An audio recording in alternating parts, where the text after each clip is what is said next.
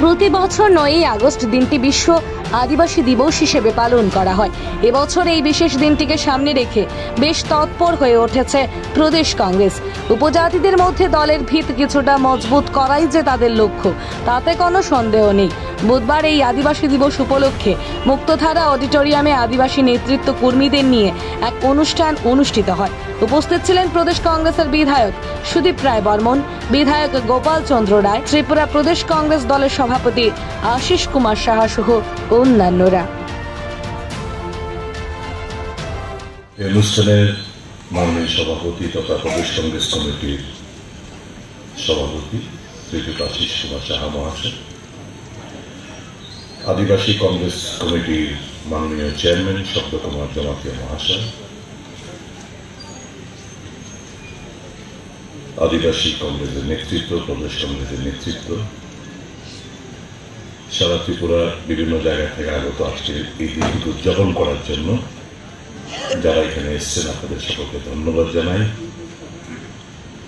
এবং ব্যক্তিগত তরফ থেকে, দলের তরফ থেকে আপনাদের এবং সারা রাজ্যের, সারা বিশ্বের, সারা দেশের আদিবাসী ভাই বোনদের অনেক অনেক অভিনন্দন জানাই। ঐতিহাসিক দিন আজকে পাশাপাশি 9 আগস্ট আমাদের স্বাধীনতা আন্দোলনের ইতিহাসের পান্নায় এমনই একটি দিনে জাতির জনক মহাত্মা গান্ধী ব্রিটিশ তুমি ভারত ছাড়ো একটা নারা দিয়েছিলেন এবং আজকের দিনটি আমাদের দলীয় দিক দিয়ে একটি সংগঠনের তার প্রতিষ্ঠা দিবস। যুব কংগ্রেসের স্বাধীনতা সংগ্রামীদের প্রতি আমার শ্রদ্ধা এবং বিশেষ করে যারা যুবক সম্প্রদায় তাদের অনেক অনেক আন্তরিক অভিনন্দন জানাচ্ছি আজকের এই প্রতিষ্ঠা দিবস উপলক্ষে। এই আন্তর্জাতিক আদিবাসী দিবসটি উদযাপন করার মূলত কারণ হচ্ছে সচেতনতা বৃদ্ধি করা এবং আদিবাসী সারা বিশ্ব জুড়ে আদিবাসী যারা রয়েছেন তাদের অধিকারকে সুরক্ষিত রাখা, একদিকে হচ্ছে সচেতনতা বৃদ্ধি করা এবং আদিবাসী বন্ধুদের তাদের যে অধিকার, রাইট, সেটাকে সুরক্ষিত রাখা হচ্ছে আজকের এই দিনের মূল উদ্দেশ্য। এবং আজকে যে 2024 যে থিম,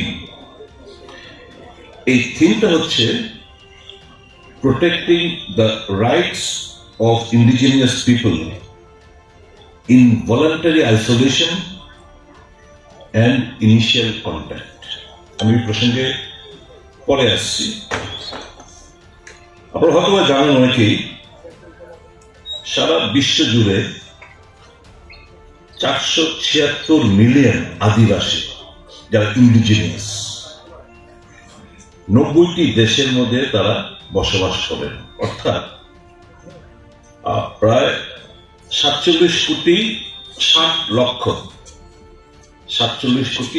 লক্ষ হচ্ছে এই ইন্ডিজিনিয়াস পপুলেশন সারা বিশ্ব জুড়ে 90টি কান্ট্রির মধ্যে।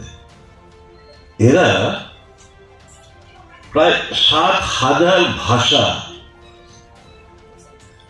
7,000 languages across the globe